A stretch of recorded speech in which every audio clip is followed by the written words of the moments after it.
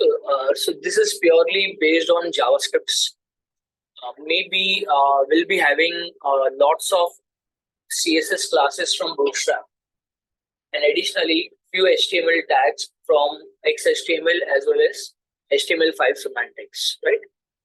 तो हमारा main intention क्या है ये प्रोजेक्ट लर्न करने में. So we need to cover few important topics.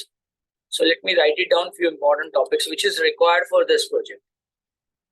So ये प्रोजेक्ट प्योर जावास्क्रिप्ट पे है, ठीक है. जावास्क्रिप्ट के जो इम्पोर्टेंट कॉन्सेप्ट्स है जो आपको मे बी रिएक्ट, एंगुलर और maybe pure JavaScript development में लगेगा, all this concepts we have to cover.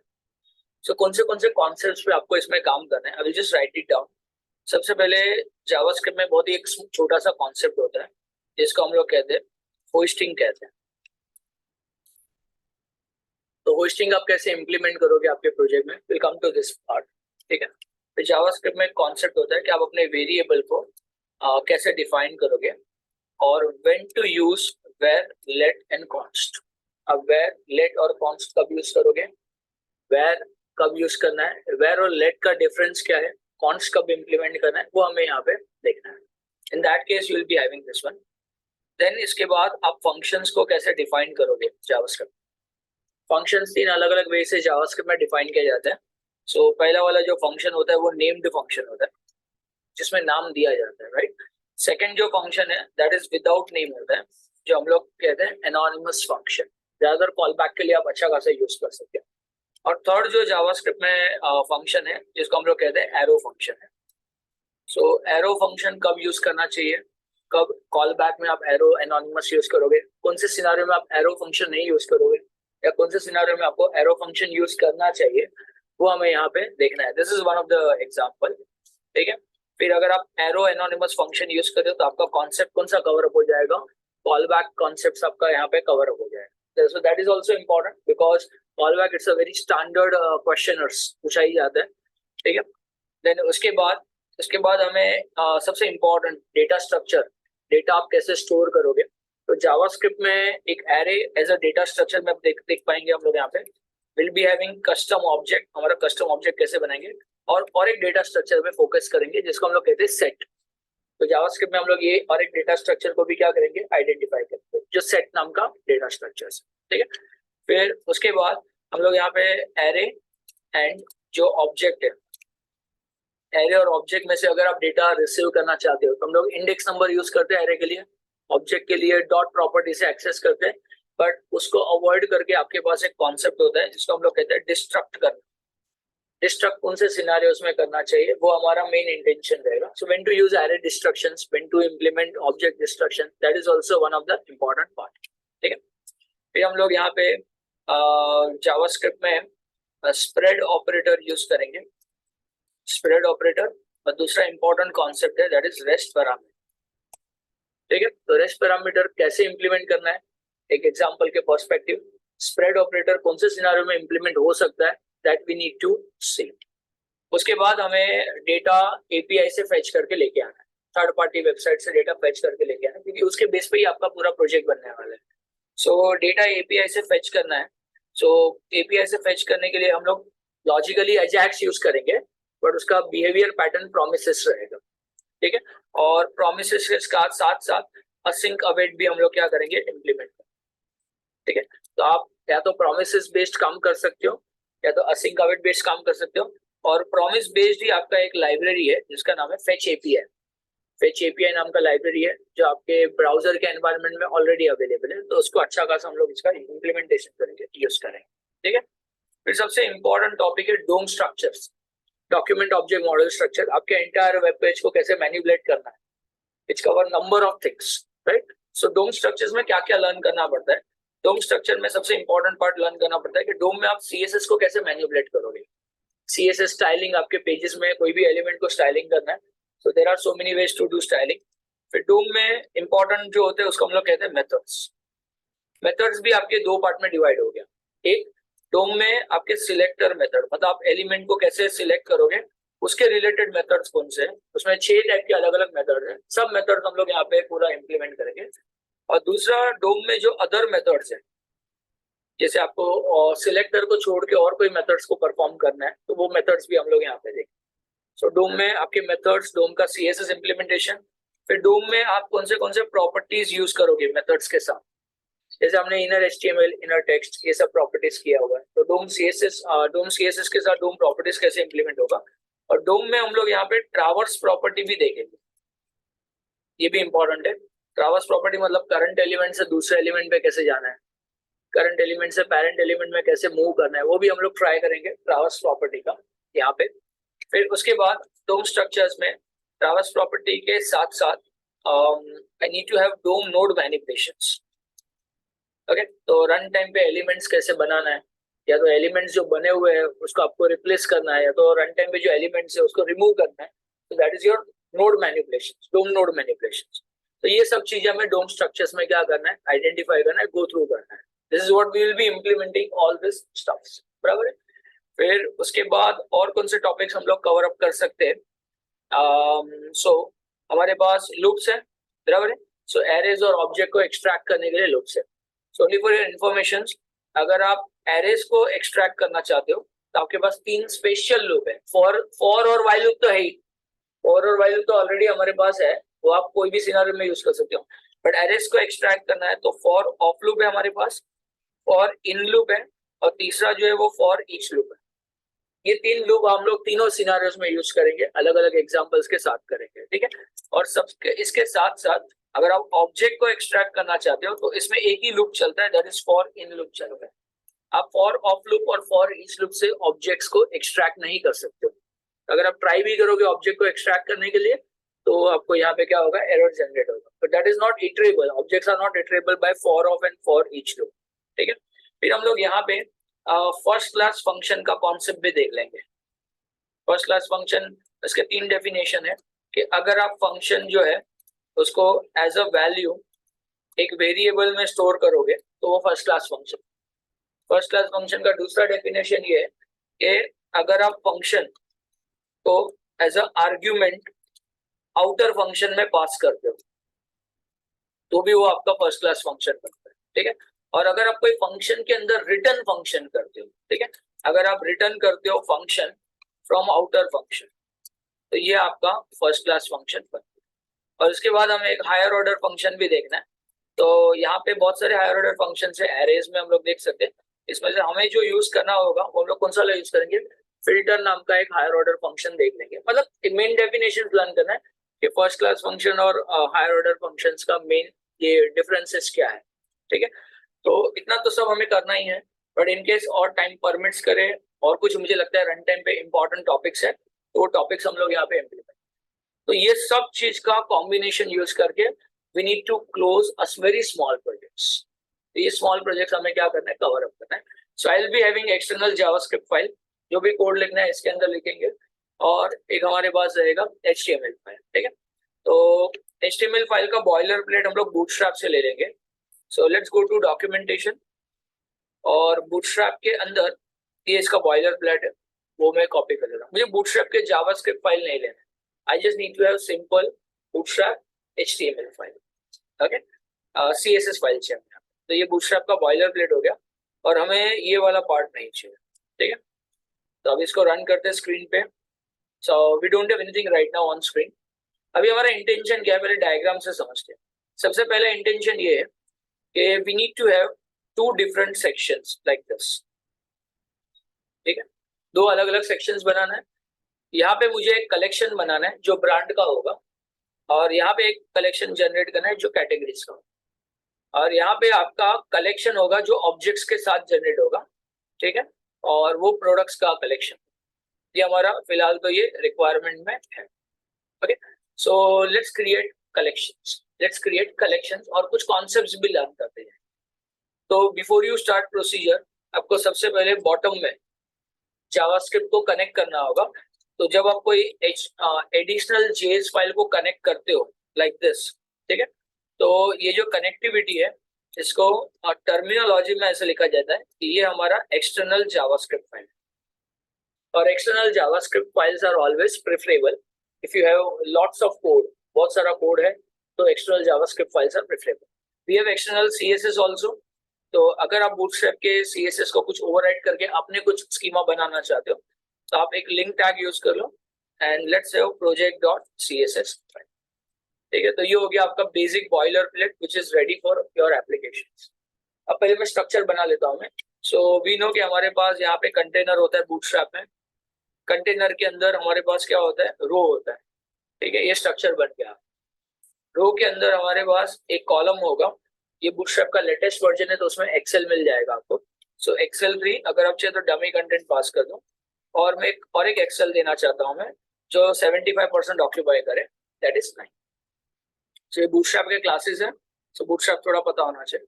And now you have the structure on screen.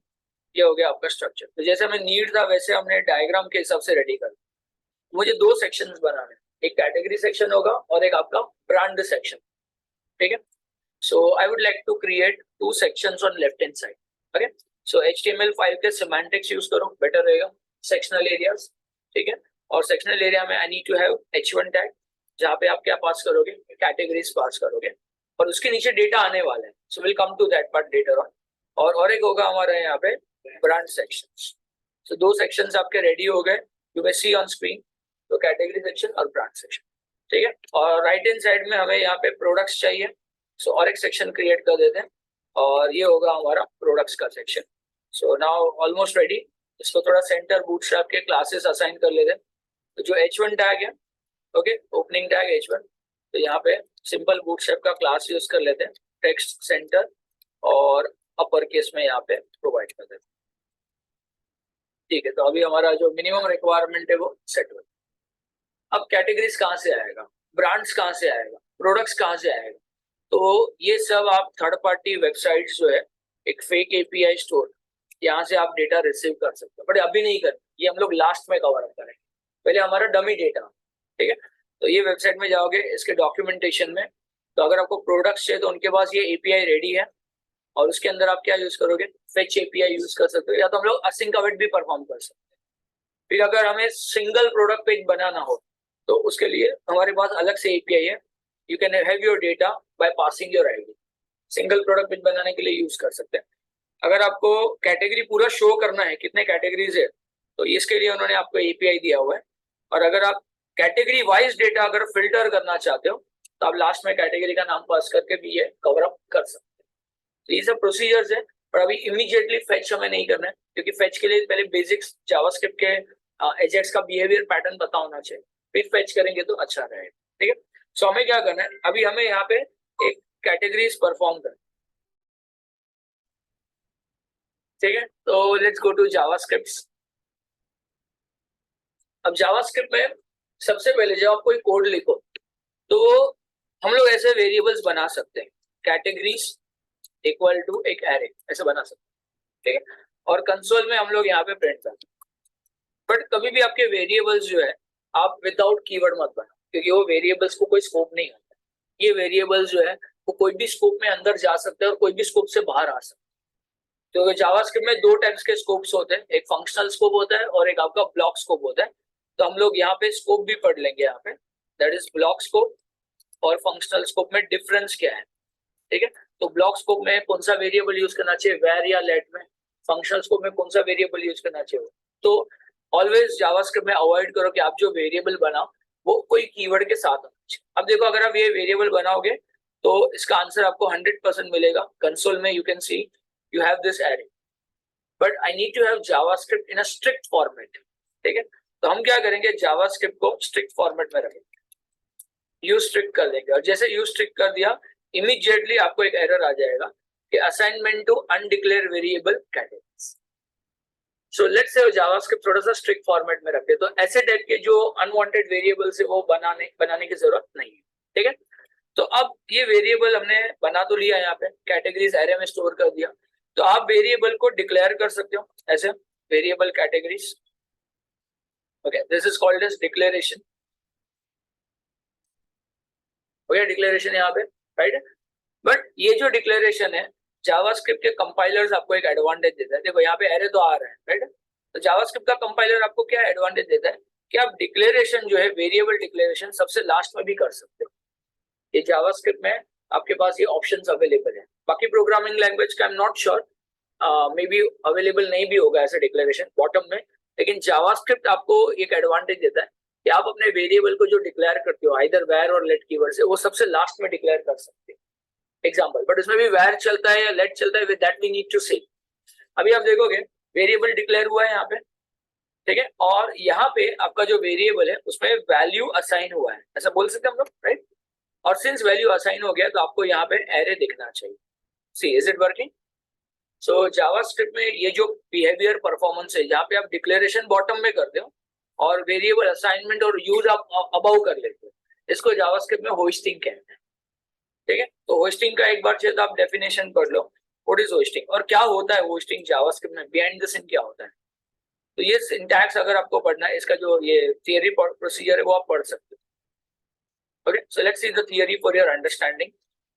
कि hosting in JavaScript refers to the process whereby JavaScript interpreters appears to move the declaration of functions. अभी हमारे पास तो function नहीं है, तो मैं निकाल देता हूं मैं, I will say declaration of variables, बराबर है, to the top of their scope। मतलब जब आप ये वेरिएबल बॉटम में डिक्लेयर करोगे ऐसे, तो जब ये एग्जीक्यूट करेगा तो इंटरप्रेटर क्या करता है, इंटरप्रेटर एग्जीक्यूशन के टाइम पे ये पर्टिकुलर लाइन को सबसे टॉप में क्या करता है, होस्ट कर देता है, वर्टिकली रेज कर देता है। This is called as hosting.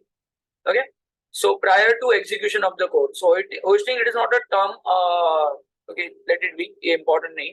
सो ये प्रोसीजर आपके जावास्क्रिप्ट इंटरप्रेटर करके देते। तो अगर आप कभी कोई वेरिएबल डिक्लेयर करना भूल गए और चाहे तो आप वेरिएबल सबसे लास्ट में भी डिक्लेयर कर सकते हो, this is not a standard practice, but JavaScript में इंटरप्रेटर ये परफॉर्म करके आपको देता है। So even if you declare your variable at the end, it's valid, it's okay. Now, but is this hosting valid for let keyword? वो भी तो देखना होगा। तो अगर वो आपने ऐसा किया, ठीक है, और उसके बाद अगर आपने चेक किया तो ये तो एरर देगा, क्योंकि कंपलसरी वेरिएबल डिक्लेयर करना है। तो अगर आप डिक्लेरेशन लेट कीवर्ड से करोगे तो इसका आंसर क्या है? क्या ये डिक्लेरेशन लेट कीवर्ड से होस्टिंग होगा क्या? Is it? No. So can not access lexical declaration before initialization. So hosting it is only allowed for where keyword and not for let keyword. तो ये एक इंटरव्यू क्वेश्चंस में आप consider कर सकते हो कि होस्टिंग किसके लिए अलाउड है। So if you just want to note down तो आप यहाँ पे लिख सकते हो कि होस्टिंग जो है, hosting of variables can be done with only which keyword, where keyword. This is what you can understand कि जावास्क्रिप्ट में होस्टिंग ये होता है, इट्स पॉसिबल इन जावास्क्रिप्ट। चलो ठीक है, अब कैटेगरीज में आप क्या लिखना चाहते हो? कैटेगरीज में I need to have lots of categories, different categories मुझे चाहिए। सो कैटेगरीज जो है, जो आपने यहाँ पे एरे स्टोर किया, अब एरे डिफाइन करने के भी दो स्टाइल्स हैं जावास्क्रिप्ट में। एरे डिफाइन करने का भी आपके पास जावास्क्रिप्ट में दो स्टाइल है। ये पहला स्टाइल है अगर आप ऐसे यूज करना चाहते हो, अदरवाइज आपके पास दूसरा स्टाइल है, आप ऐसे भी लिख सकते हो, न्यू एरे। हम लोग कोई अगर न्यू कीवर्ड से कोई एक स्ट्रक्चर डिफाइन कर देना, सो ये लॉजिकली क्लास होता है और इसका इंस्टेंस क्रिएशन किया जाए, ठीक है। देखते हैं इसका आंसर सेम आ रहा है, is it an array? Yes. So array है आपके पास। So you have two options और two ways to perform your JavaScript. Arrays कैसे बनाना है, तो एरेस का डेटा टाइप क्या है वो भी तो पता होना चाहिए। सो जावास्क्रिप्ट में जो एरेस है उसका डेटा टाइप क्या है, लेट्स से ऑब्जेक्ट। जावास्क्रिप्ट के लिए एरे का डेटा टाइप क्या कंसीडर किया है, ऑब्जेक्ट्स कंसीडर किया, ठीक है, कोई प्रॉब्लम नहीं है। Let's proceed with the next one. So I just want to follow this procedure. Okay, ये प्रोसीजर फॉलो करें। अब एरेस में आप डमी वैल्यूज दो, फ्यूचर में वही डेटा आपको एपीआई से कॉल होगा, ठीक है। So I just want to have few values. तो एक कैटेगरी हमने मेंस ले लिया, एक विमेन कैटेगरी ले लिया, यहाँ पे एक किड्स कैटेगरी ले लेते हैं, एंड देन यहाँ पे हम लोग यहाँ पे एक्सेसरीज कैटेगरी, ठीक है। So now you have multiple values here, और टोटल काउंट जो है एरे का लेंथ कितना है, 4। तो जावास्क्रिप्ट में एरे का अगर काउंट चेक करना है तो ये इसके फंक्शन से इंडेक्स नंबर आपको मिल गए विद आपके वैल्यूज के साथ। और एरेस में अगर आपको डेटा एक्सट्रैक्ट करना है तो इसमें से आप एक स्पेशल लूप यूज कर सकते हो, और वो लूप का नाम क्या है आपका, फॉर ईच। तो फॉर ईच लूप यूज कर सकते हैं, फॉर ऑफ लूप यूज कर सकते हैं, और फॉर इन लूप यूज कर सकते हैं, ठीक है। अब हमारा नेक्स्ट टास्क है, अब हमारे पास ये डेटा परफॉर्म हो गया, एरेस जनरेट हो गया, तो मुझे कैटेगरीज का डेटा स्क्रीन पे क्या करना है, शो करना है। स्क्रीन पे शो करना है तो कैटेगरीज का डेटा पहले हम लोग एक्सट्रैक्ट करेंगे। अब हम लोग ये वाला टॉपिक पे जाते हैं, ठीक है। तो जो हमारा टॉपिक है, जो हो गया टॉपिक, उसको नोट डाउन कर देते हैं। दिस इज डन, बराबर, ठीक है। एक वेर और लेट का हमने डिफरेंस भी देख लिया, वेर वर्सेस लेट का एक सिंगल डिफरेंस भी देख लिया कि दोनों में डिफरेंस क्या है। सो लेट कीवर्ड जो है वेरिएबल्स जो आप डिक्लेयर करते हो वो होस्ट नहीं होता है, वेर कीवर्ड से जो वेरिएबल है वो होस्ट होता है। That is what we have tested here at the end, कि हमने यहाँ पे टेस्ट कर। अब नेक्स्ट टास्क क्या है, नेक्स्ट टास्क हमें जो परफॉर्म करना है दैट इज लूप। तो मैं एक सिंपल वाला लूप यूज करता हूँ जिसका नाम क्या है, for of. Okay, so for of loop हम लोग यहाँ पे परफॉर्म कर रहे हैं। Make it done. So let's go to JS. For of loop का डेफिनेशन, अगर आप कोई भी डेफिनेशन देखना चाहते हो, सो प्रेफरेबल साइट जो है यहाँ पे दैट इज MDN जावास्क्रिप्ट। और अगर आप फॉर ऑफ लूप के बारे में नॉलेज लेना चाहते हो, सो दे एक्सप्लेन नाइसली, यहाँ पे से पढ़ सकते हैं हम लोग। So for of loop statements execute a loop that operates on sequence of values source from an iterable object. अब जावास्क्रिप्ट का डेटा टाइप तो ऑब्जेक्ट है ना, और वो इटरेबल भी है, इसके लिए ये यूज करेंगे। तो इन्होंने यहाँ पे दिया हुआ है, देखो कि एक एरे बनाओ, ये एरे आप ऑफ कीवर्ड के राइट हैंड साइड में पास करो और आपके वैल्यूज को आप यहाँ पे जाके क्या करो, एक्सेस करो। ठीक है, so let's proceed with the next one. So ये एग्जांपल में after this, okay, let me cover for of loop. So I will say for of loop. कैसे लिखना है, so for बराबर है, कीवर्ड कौन सा होगा हमारा, of, और राइट हैंड साइड में यहाँ पे you need to pass your iterable object that is your collection, और लेफ्ट हैंड साइड में आप यहाँ पे अपने वैल्यूज को एक वेरिएबल में स्टोर कर। तो मैं एक वेरिएबल बना लेता हूँ, मैं यहाँ पे variable let's say category name, ये हमारा कैटेगरी का नाम है। ओके, पहले रन करके देखते हैं, कंसोल में प्रिंट करके देखते हैं यहाँ पे। Okay, let's say category, okay let's see is it valid, कुछ एरर है क्या है। ठीक है, so let's go to console. Yes, there is an error that assignment to undeclared variable cat name. तो जावास्क्रिप्ट में यूज स्ट्रिक्ट तो लिख दिया हमने टॉप में, तो आपको वेरिएबल को क्या करना होगा, असाइन करना ही पड़ेगा। अब आप असाइन करने के लिए यहाँ पे दो ऑप्शंस लिख सकते हैं, या तो आप वेर कीवर्ड यूज करोगे असाइन करने के लिए, या तो कौन सा वेरिएबल यूज करोगे, लेट। इसमें भी हम लोग देख सकते हैं कि कौन सा प्रिफरेबल रहेगा, वेर प्रिफरेबल होगा, लेट। और ये चीज में हमें कॉन्सेप्ट समझ में आएगा ब्लॉक स्कोप क्या होता है। ठीक है, तो पहले मैं वेर कीवर्ड लेता हूँ। Okay, variable cat name, can I say this curly bracket it's a scope for loop. ये जो कर्ली ब्रैकेट है, ये कर्ली ब्रैकेट किसका स्कोप है आपका, ये फॉर ऑफ लूप का स्कोप है। ऐसे, so let's see the console. Console देखते हैं, आगे सब आपका डेटा वेरिएबल, मतलब with in a loop, with in a scope आपको ये डेटा आ चुका है। अब एक सिनारियो परफॉर्म करके देखते हैं। अगर मैंने ऐसा लिखा इन कंसोल आउटसाइड, आउटसाइड क्या लिखा, स्कोप, आउटसाइड स्कोप अगर मैं यहाँ पे लिखूं कैट नेम, राइट। अब देखते हैं इसका आंसर क्या आता है। तो हमने जो कीवर्ड यूज किया ना वो वेर कीवर्ड, वेर कीवर्ड जो होता है ना वो ये टाइप के स्कोप में रिस्ट्रिक्टेड नहीं होता है। मतलब ये वेर कीवर्ड जो है वो आउटसाइड स्कोप में भी एग्जीक्यूट होगा, और जो लास्ट वैल्यू है वो यहाँ पे कॉल हो जाए। तो ये थोड़ा सा डेंजरस हो सकता है, मतलब अनवांटेड वैल्यू बाहर आ गया। एक्चुअली वो वैल्यूज फॉर लूप के अंदर ही यूज होना चाहिए, एम आई राइट। तो ऐसे केसेस में सजेशन क्या होता है, ऐसे केसेस में सजेशन ये है कि do not use var keyword, और यहाँ पे कौन सा वाला कीवर्ड यूज करो, लेट। सो लेट कीवर्ड से जो वेरिएबल है वो ये स्कोप में क्या होता है, रिस्ट्रिक्टेड होता है। सो फॉर ऑफ लूप जो है वो हमारे स्कोप में जाता है, और वो स्कोप को हम लोग क्या कहते हैं, ब्लॉक स्कोप कहते हैं। और ब्लॉक स्कोप में जो लेट कीवर्ड होता है, लेट कीवर्ड से जो वेरिएबल बनते हैं वो आपका वो ब्लॉक स्कोप में क्या होता है, रिस्ट्रिक्टेड होता है। अब आप देखोगे लाइन नंबर 15 यहाँ पे, now there is an error, there is no cat name defined on line number 15. So if you are using for of loop, for in loop, ऐसे कोई loops यूज करो जो ब्लॉक स्कोप का part है, so always prefer करो कि आप यहाँ पे where कीवर्ड नहीं लिखोगे, क्या लिखोगे, let कीवर्ड लिखो। so ये हो गया आपका एक और एक डिफरेंस कि where और let में दूसरा डिफरेंस क्या हो गया। एक होस्टिंग नहीं होता है, let कीवर्ड्स के थ्रू जो वेरिएबल बनता है वो जो डिक्लेरेशन होता है, और let कीवर्ड अगर आप आपके ब्लॉक स्कोप में लिखोगे तो वो ब्लॉक स्कोप में क्या होता है, रिस्ट्रिक्टेड होता है। ठीक है, तो ये एग्जांपल आपके ब्लॉक स्कोप का हो गया। दूसरा एक फंक्शनल आएगा तो फंक्शनल स्कोप भी हम लोग देख लेंगे लेटर। अब डेटा तो आ गया, वेरी गुड, डेटा तो बन गया आपका यहाँ पे आ गया। अब ये डेटा आपको अनऑर्डर लिस्ट और लिस्ट में जनरेट करना है, मतलब आपको पहले अनऑर्डर लिस्ट बनाना पड़ेगा, लिस्ट क्रिएट करना होगा, ये सब आपको परफॉर्म करना होगा। तो पहले क्या करते हैं हम लोग, एक अनऑर्डर लिस्ट यहाँ पे HTML में रेडी कर लेते हैं। तो बिलो H1 टैग यहाँ पे let me create one unordered list, इसका क्लास का नाम हम लोग लिख देते हैं यहाँ पे, और I will say category list करके क्लास बना लेते हैं। अब इसके अंदर हमें लिस्ट क्या करना है, प्रिपेयर करना। लिस्ट प्रिपेयर करने के लिए आप रन टाइम पे डॉक्यूमेंट ऑब्जेक्ट से आप रन टाइम पे एलिमेंट्स को क्या कर सकते हो, क्रिएट कर सकते हो। डोम में नोड मैनिपुलेशंस का कॉन्सेप्ट चालू हो जाएगा आपका, ठीक है। तो सबसे पहले डोम स्ट्रक्चर्स में एलिमेंट कैसे क्रिएट करना चाहिए, नोड कैसे मैनिपुलेट करना चाहिए, ठीक है। So right now we need to learn this concept, how to perform your DOM node manipulations. तो नोड मैनिपुलेशंस में अभी जो हम लोग परफॉर्म कर रहे हैं दैट इज डोम नोड कैसे क्रिएट करें। तो पहले डोम स्ट्रक्चर जो है पहले वो समझ लेते कि डोम स्ट्रक्चर्स एग्जैक्टली क्या है। सी ये आपका लॉजिकली ब्राउजर है, ब्राउजर में आपके पास यहाँ पे जावास्क्रिप्ट है और जावास्क्रिप्ट के साथ आपके पास ब्राउजर एनवायरनमेंट में डॉक्यूमेंट ऑब्जेक्ट मॉडल स्ट्रक्चर है।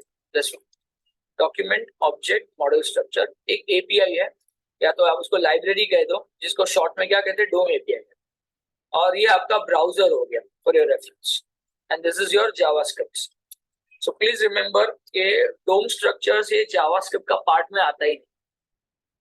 डोम जो है एक स्पेशल एक एपीआई है जो ब्राउजर एनवायरनमेंट में आप उसको जावास्क्रिप्ट के साथ क्या कर सकते हो, यूज कर सकते हो। थोड़ा सा थियरी पढ़ना है अगर आपको इसके बारे में तो हम लोग पढ़ लेते हैं कि what is DOM structure in JavaScript. So what is DOM in JavaScript, इसका एक पैराग्राफ पढ़ लेंगे एमडीएन से तो आपको समझ में आ जाएगा। यहाँ से पढ़, छोटा सा पैराग्राफ पढ़। तो अगर आप ये पैराग्राफ पढ़ोगे they have clearly written that the document object model, it is not a part of JavaScript language, right? But instead it's a API used to build your websites. So JavaScript can also be used in other contexts. JavaScript जैसे आप browser में use करते हो वैसे आप JavaScript server side में Node.js के लिए भी यूज करते हो। तो DOM API ये जो है आपका एक लाइब्रेरी है जो आप अपने ब्राउजर के एनवायरनमेंट में क्या करते हो, उसका यूसेज करते हो, ठीक है। और DOM स्ट्रक्चर्स में अगर कोई भी आपको डेटा परफॉर्म करना है तो आपके पास एक स्पेशल ऑब्जेक्ट है जिसको हम लोग क्या कहते हैं, डॉक्यूमेंट। डॉक्यूमेंट मतलब आपका एंटायर वेब पेज, और एंटायर वेब पेज का मतलब क्या होता है, जो भी कंटेंट HTML ओपनिंग और HTML क्लोजिंग के बीच में है वो आप डॉक्यूमेंट के थ्रू क्या कर सकते हो, एक्सेस कर सकते हो, राइट है। सो पहले तो डॉक्यूमेंट ऑब्जेक्ट हमारे ब्राउजर के एनवायरनमेंट में है कि नहीं टेस्ट कर लेना है मुझे यहाँ पे। तो सबसे टॉप में है तो कहाँ पे भी टेस्ट कर लो, do we have document object here. So document और साथ में मुझे उसका डेटा टाइप भी प्रिंट कर देना। तो अगर ब्राउजर एनवायरनमेंट में ये अवेलेबल है डोम एपीआई तो डॉक्यूमेंट ऑब्जेक्ट मुझे मिलना चाहिए। And let's see do we have document object, yes. तो डॉक्यूमेंट ऑब्जेक्ट अवेलेबल है। अब आप एलिमेंट बनाओगे कैसे JavaScript, how you are going to create your elements. So अगर आप डॉक्यूमेंट ऑब्जेक्ट को एनहांस करोगे यहाँ पे, okay, if you enhance this document object तो सबसे लास्ट में आपको एक HTML document prototype. In this prototype, you just move to document prototype. So there is a special method, और ये मेथड जो है इसका नाम है create। क्या है मेथड का नाम, क्या है, एलिमेंट। तो आपको अगर डोम स्ट्रक्चर्स में कोई भी HTML टैग्स को प्रिपेयर करना है तो आपको ये मेथड यूज करना है। सो डोम स्ट्रक्चर का ये मेथड हो गया क्रिएट एलिमेंट नाम का मेथड। तो जब हम लोग सिंटैक्स लिखते हैं तो सिंटैक्स को भी समझना बहुत जरूरी है। तो when we write in this way, हमने लिखा कि डॉक्यूमेंट डॉट और लिखा हमने क्रिएट एलिमेंट, ठीक है। अगर आप ऐसे लिखते हो सो इसका मीनिंग क्या होता है, ये दो पार्ट में डिवाइड हो जाता है। ये डॉक्यूमेंट ऑब्जेक्ट हो गया और ये ऑब्जेक्ट के थ्रू जो फंक्शन आप एक्सेस करते हो वो फंक्शन हो गया। तो इसके लिए अगर आपने यहाँ पे लिखा ऑब्जेक्ट तो ये जो है ये ऑब्जेक्ट से एक्सेस होने वाला फंक्शन है। तो कोई भी अगर फंक्शन ऑब्जेक्ट के थ्रू एक्सेस होता है तो उसको मेथड बोला जाए। कोई भी फंक्शन अगर एक्सेस होता है थ्रू ऑब्जेक्ट तो उसको हम लोग क्या कहते हैं, मेथड कहते हैं, ठीक है। सो ये डोम का मेथड हो गया, ठीक है। तो हम लोग अभी कौन सा टॉपिक लर्न कर रहे हैं, हमने जो भी टॉपिक आइडेंटिफाई किया है और वो टॉपिक का नाम है डोम मेथड, ठीक है। ये हम लोग यहाँ पे अभी लर्न करें जिसमें हमारा क्रिएट एलिमेंट कवर अप, ठीक है। चलो कौन सा टैग्स बनाना है, लिस्ट एलिमेंट बनाना है अनऑर्डर लिस्ट के अंदर, बराबर ना। तो अनऑर्डर लिस्ट आपके HTML में तैयार है, राइट है, और उसमें लिस्ट एलिमेंट प्रिपेयर करेंगे। तो जितना कैटेगरी का नाम है उतनी बार लिस्ट प्रिपेयर करेंगे, ठीक है। तो कमेंट कर देते हैं, ये भी कमेंट कर देते हैं। सो वेरिएबल लिस्ट क्या बनाएंगे, टैग, ओके। और ये लिस्ट टैग में हम लोग लिख देंगे डॉक्यूमेंट डॉट क्रिएट एलिमेंट, और जो एलिमेंट का नाम क्या है, लिस्ट एलिमेंट। अब यहाँ पे लिस्ट टैग को क्या करो, आप प्रिंट कर देना। अच्छा, और एक इंपॉर्टेंट रूल, जावास्क्रिप्ट में जब आप डोम स्ट्रक्चर्स यूज करते हो तो एवरी HTML टैग जो है जावास्क्रिप्ट में वो डोम स्ट्रक्चर के थ्रू जब आप यूज करोगे तो उसके लिए वो ऑब्जेक्ट होता है। एवरी HTML टैग वो ऑब्जेक्ट का रोल प्रेफर करते हैं। मतलब अगर समझो एग्जांपल, हमारे पास यहाँ पे अजम्पशन है, हमारे पास यहाँ पे अनऑर्डर लिस्ट है, बराबर। अनऑर्डर लिस्ट में हमारे पास एक लिस्ट है और लिस्ट के अंदर एक कंटेंट है हेलो करके, ठीक है, अजम्पशन कर रहे हैं। तो डोम स्ट्रक्चर्स के एपीआई जो है, डोम स्ट्रक्चर्स के लेवल पे यूएल खुद एक ऑब्जेक्ट है। यूएल क्या है आपका? ऑब्जेक्ट है। लिस्ट भी क्या है आपका? ऑब्जेक्ट है। और लिस्ट के अंदर जो कंटेंट है ना वो भी एक ऑब्जेक्ट है। तो इसको हम लोग नोड कहते हैं। ये जो आप यूएल के अंदर जो मल्टीपल लिस्ट बनाओगे ऐसा, बराबर ना, यूएल के अंदर जो मल्टीपल लिस्ट बनेगा ना इसको नोड कहेंगे, क्योंकि ये आपका जंक्शन है। कैन यू सी, एक और एक लिस्ट बनेगा इसके नीचे, बराबर ना। इसके नीचे क्या होगा आपका? और एक लिस्ट आपका यहाँ पे क्रिएट होगा, फिर वापस आपका एक और एक लिस्ट यहाँ पे क्रिएट होगा। तो ये जो सेक्शन है, ये जो सेक्शन है जहां से आपका लिस्ट प्रिपेयर्ड हो रहा है, this is called as junction. इसको जंक्शंस भी कहते हैं या तो नोड्स भी कहते हैं, बराबर है। और ये जंक्शंस भी आपके ऑब्जेक्ट्स आने वाले। और ये जो पार्ट है जो इसके अंदर में है, तो ये जो है ये भी एक ऑब्जेक्ट ही होता है, बट ये टेक्स्ट नोड होता है। इसको हम लोग टेक्स्ट नोड कहते हैं क्योंकि कंटेंट है ना। तो कंटेंट के लिए डोम स्ट्रक्चर्स में इसको क्या कहते हैं? टेक्स्ट नोड कहते हैं, ठीक है। ये पार्ट को क्या कहेंगे? नोड्स। डिफरेंट डिफरेंट नोड्स है आपके, बराबर है। और ये नोड्स आपके यूएल के पार्ट में अवेलेबल है, that is also called as junction.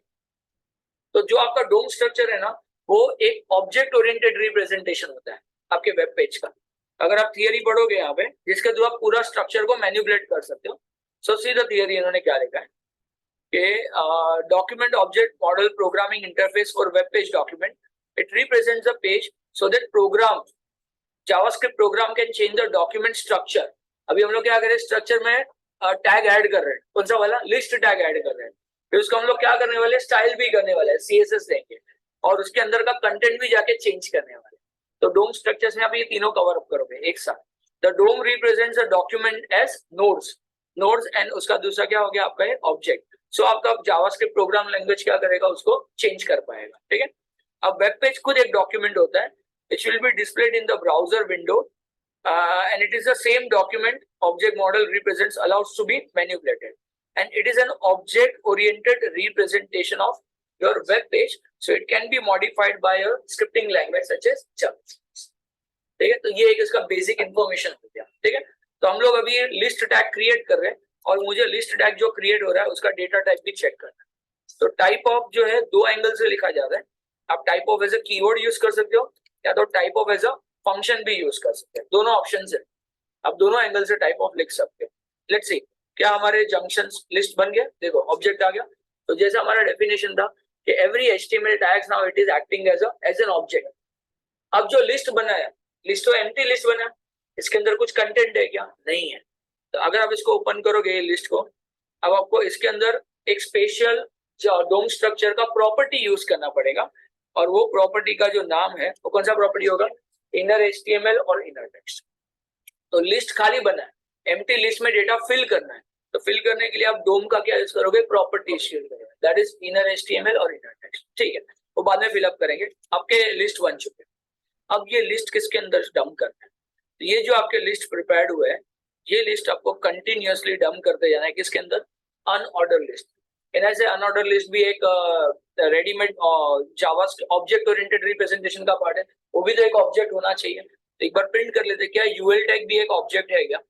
तो आई विल से एक ऊपर यूएल टैग अलग से बना लोगे तो अच्छा है, ठीक है। यहाँ पे फॉर लूप के ऊपर so variable UL tag for category ऐसा लिख देते हैं, अच्छा नाम देते हैं। डॉक्यूमेंट, और उसको मुझे सिलेक्ट करना है। अब कोई भी एलिमेंट को आपको सिलेक्ट करना है तो डोम में 6 मेथड्स अवेलेबल है।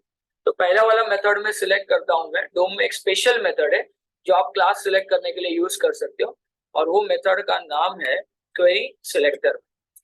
क्वेरी सिलेक्टर मेथड में आप क्लास को डायरेक्टली डॉट के थ्रू क्या कर सकते हो? पास कर सकते हो। तो क्वेरी सिलेक्टर मेथड एक ऐसा स्पेशल मेथड है डोम स्ट्रक्चर में जिसमें आप डायरेक्टली आपके HTML टैग्स को पास कर सकते हो, आप क्लास को पास कर सकते हो, और अगर आपके पास आईडी है तो आईडी को भी पास कर सकते हो। तो ये थोड़ा फ्लेक्सिबल मेथड है, फ्लेक्सिबल मेथड है जिसमें आप आईडी, टैग और क्लास सबको सिलेक्ट कर सकते हो, ठीक है।